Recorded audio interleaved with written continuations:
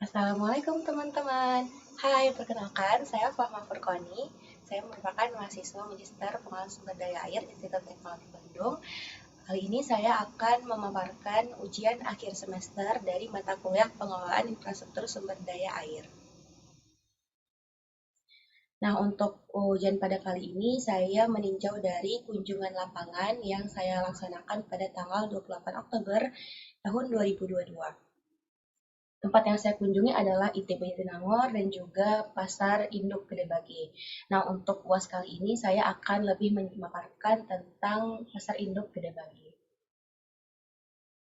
Nah, lokasinya adalah di Jalan Soekarno-Hatta di Mekar Mulya, Kecamatan Panyilekan, Kota Bandung, Jawa Barat. Nah, teman-teman di sini bisa melihat bahwa uh, di sekitar sini terdapat uh, Pasar Gede Bage, dan kemudian di sisi yang lainnya di sini Pasar Gede Bage dan di sebelah sini ada kolam retensi dan di warna kuning ini adalah Jalan Soekarno-Hatta.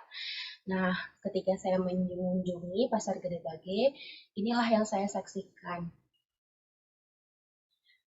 Ada tumpukan sampah, kemudian tumpukan sampah lagi di depan kios-kios, ada jalan yang becek.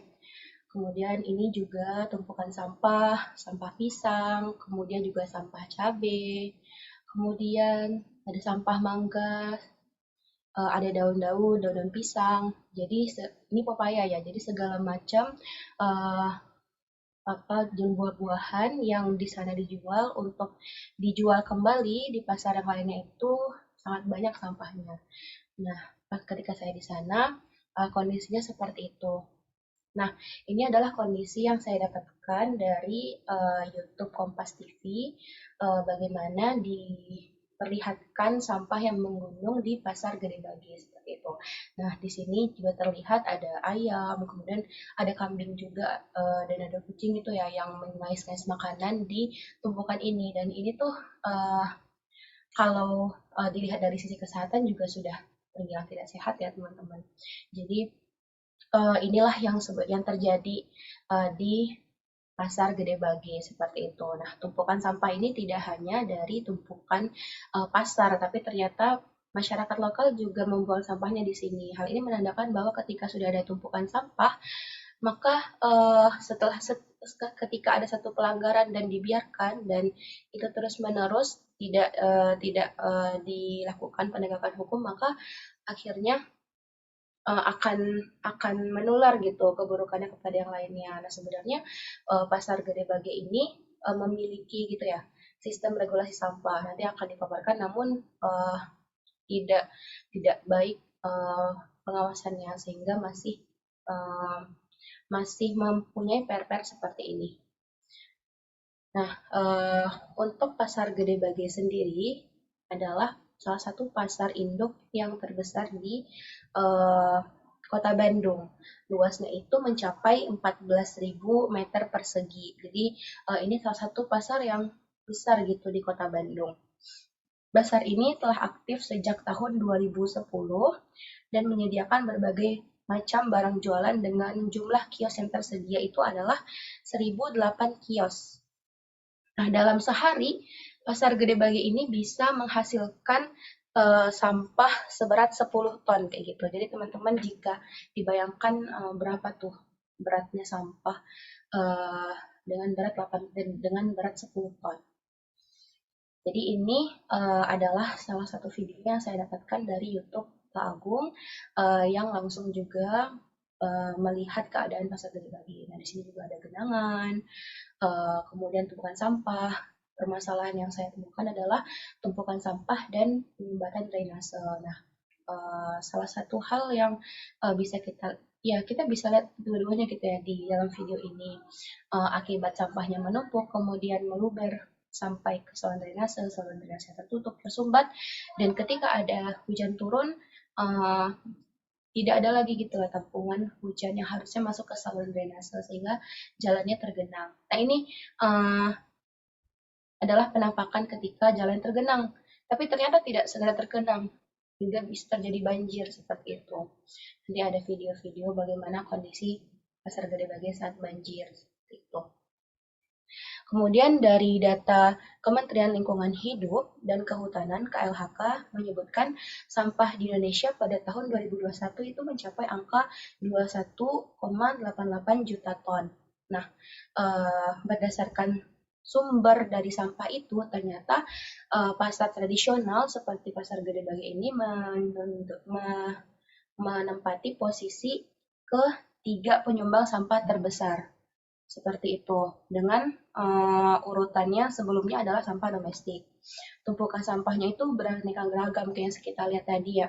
Ada buah-buahan, ada sampah makanan, kemudian juga ada sampah plastik, sampah kayu-kayu seperti itu. Nah, kalau ini adalah penampakan saluran drainase tadi yang lebih jelas dilihat di sini bahwa beginilah keadaan saluran drainase yang ada di Pasar Gede Bage seperti itu teman-teman.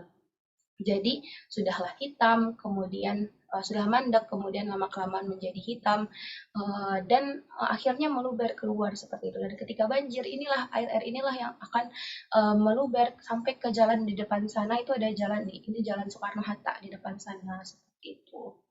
Jadi ini merupakan salah satu hal yang perlu kita seriusi gitu uh, untuk diselesaikan bersama-sama. Selain itu permasalahan di Pasar Gede Bage adalah volume kolam retensi yang kurang. Jadi di belakang saya ini adalah kolam retensi yang saya lihat langsung di dekat di antara Pasar Gede Bage dan juga Jalan Soekarno Hatta. Nah, jadi saat uh, ini sudah ada kolam retensi di sana untuk menampung sementara air hujan, namun volumenya tidak cukup dan bisa kita lihat teman-teman ketika hujan terjadi banjir tetap menggenangi gitu ruas Jalan Soekarno Hatta dan sekitaran Pasar Gede Bage. Yang sebelah sini adalah bagaimana sampah itu juga ikut terbawa di banjir. Sedangkan di atas ini adalah gambar ketika kolam retensi tidak mampu untuk untuk menampung segala debit banjir. Jadi ternyata pembangunan kompetensinya ini hanya untuk mengurangi seperti itu. Nah, ini adalah kondisi pompa dan gorong-gorong di kompetensi. Yang di atas ini adalah pompa. Jadi kita lihat dari saluran dari kolam retensi kemudian dialirkan ke gorong-gorong utama ke dalam apa namanya selokan utama, drainase utamanya ke sini, kemudian dialirkan ke sebelah sini. Jadi ini adalah gorong-gorong yang melintasi Jalan Soekarno-Hatta seperti itu teman-teman. Namun ya bisa kita lihat memang gorong-gorongnya tidak terlalu besar. Nah ini mungkin salah satu hal yang juga menjadi catatan kayak gitu karena sempitnya lahan tidak bisa lagi gitu untuk diperlebar. Jadi ya masuknya ke sini. Tapi itu udah secara konsep sebenarnya kompetensi ini sudah benar kayak gitu. Namun ya perlu diperbesar. Nah kemudian saya mencoba mencari bagaimana sih riwayat studi mengenai permasalahan di Gede Bage ini. Saya mendapatkan dua jurnal yang berbeda. Yang pertama itu dari sisi teknik, yakni teknik lingkungan, dan kemudian dari sisi jurnal ilmu komunikasi. Nah, dua jurnal ini sebenarnya membahas sama-sama bagaimana kondisi Pasar Gede Bage dan namun dari sisi yang berbeda. Satu dari teknik lingkungan dan satu lagi dari fisik seperti itu. Nah, untuk yang pertama ini hasilnya adalah bahwa mereka itu mencoba menganalisis bagaimana partisipasi warga atau pedagang untuk mengolah sampah. Jadi nanti didapatkan hasil ternyata ada kelompok yang semangat namun tidak punya ilmu. Ada juga kelompok yang apatis, tidak semangat dan tidak punya ilmu. Ada juga kelompok yang semangat dan punya ilmu kayak gitu. Jadi sebenarnya komposisi pedagang ini tuh harus disatukan lagi gitu sehingga bisa bersama-sama untuk menyelesaikan permasalahan ini. Kemudian ini beberapa langkah-langkah yang bisa kita gali yaitu dari pendidikan karakter, kemudian typical analytical framework for water resources studies, kemudian rekayasa sosial, circular economy, dan terakhir itu adalah political will. Yang pertama adalah pendidikan karakter.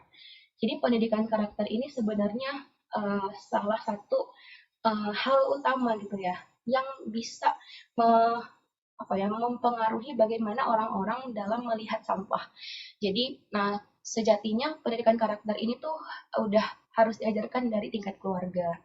Nah, kalau dimasukkan ke dalam pendidikan formal, berarti sebenarnya kalau yang saya dapatkan dari desain induk pendidikan karakter Kemendiknas, sebenarnya pendidikan karakter itu bukan diterangkan di dalam kelas, namun itu secara implisit terbangun lewat atmosfer pendidikan, dan pendidikan itu selayaknya mengatakan pada puncak karakter yang terbaik. Kemudian uh, dalam kurikulum pendidikan, apalagi di tingkat SD gitu ya, atau TK, itu sebenarnya sangat bisa untuk dimasukkan uh, uh, bagaimana caranya ada anak kecil itu dari anak-anak itu sudah belajar bagaimana pemilahan dan praktek memandang sampah itu seperti apa. Kemudian untuk rekayasa sosial, di sini bisa menggunakan exit lakom, pemberdayaan masyarakat, dan teori of land behavior. Kemudian circular economy. Nah, di sini ada bagan bagaimana sih ekonomi yang sekarang berjalan itu lebih ke ekonomi linear. Sedangkan kalau ekonomi sirkular itu seperti ini. Jadi dia akan sustain gitu, dia akan berkelanjutan.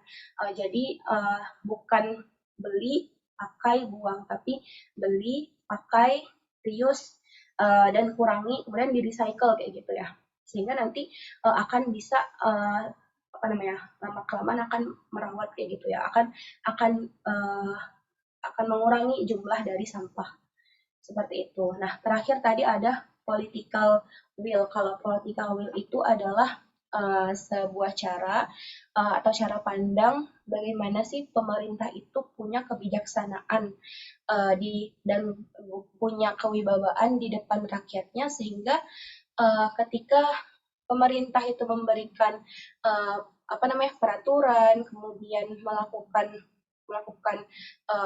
kebijakan dan lain-lain, memberikan kebijakan itu masyarakatnya itu bisa untuk menerima dan menegakkan. Sayangnya political will itu di Indonesia mungkin kurang ya, karena dalam tanda kutip banyaknya oknum-oknum pemerintahan yang menyalahgunakan kekuasaannya untuk korupsi, seperti akhirnya masyarakat itu kekurangan kepercayaan kepada pemerintah seperti itu.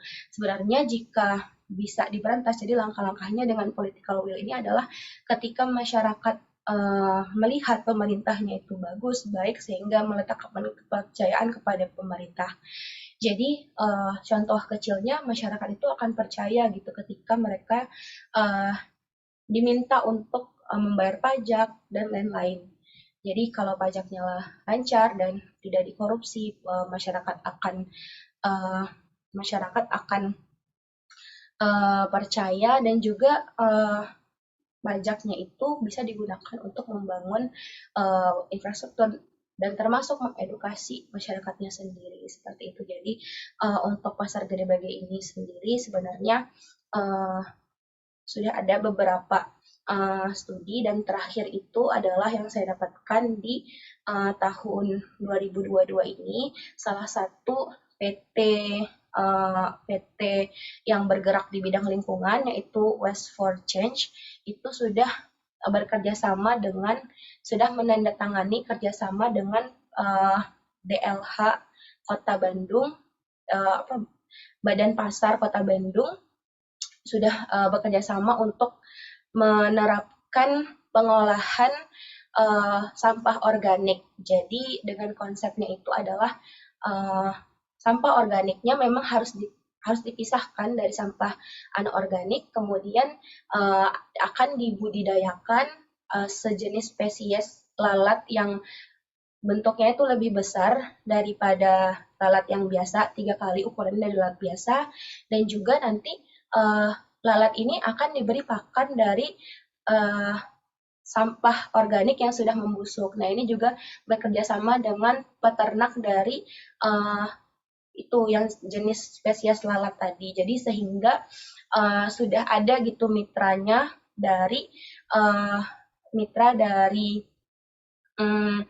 yang ingin menerima hasil olahan dari sampah organik Pasar Gede Bage gitu. Jadi diwadahi oleh Waste for Change kayak gitu. sehingga di kemudian hari semoga permasalahan banjir, kemudian permasalahan mungkin karakter yang ada di sekitar Pasar Gede Bage ini bisa perlahan-lahan untuk dikurangi, dan semoga kita juga bisa mengambil peran gitu ya. Setidaknya kita aware dan apa namanya, menyadari bahwa kita juga harus mulai bergerak nih untuk mengurangi sampah di rumah kita, di kos kita, dan mulai juga memilah sampah sehingga sampah itu tidak cuman dipres atau cuman dikumpulkan, tapi juga dikurangi. Kemudian kalau ada yang bisa digunakan ulang, gunakan ulang wadah-wadah. Kemudian kalau misalnya bisa didaur ulang, ya kita kasih ke pengepul sampah yang bisa didaur ulang, kayak kayak kertas, terus kaleng, kaca. Nah, itu kan bisa didaur ulang. Jadi semangat teman-teman semua. Kira-kira itu yang bisa saya sampaikan untuk paparan ujian akhir semester PISDA di tahun ini. Semoga ada manfaatnya. Assalamualaikum warahmatullahi wabarakatuh.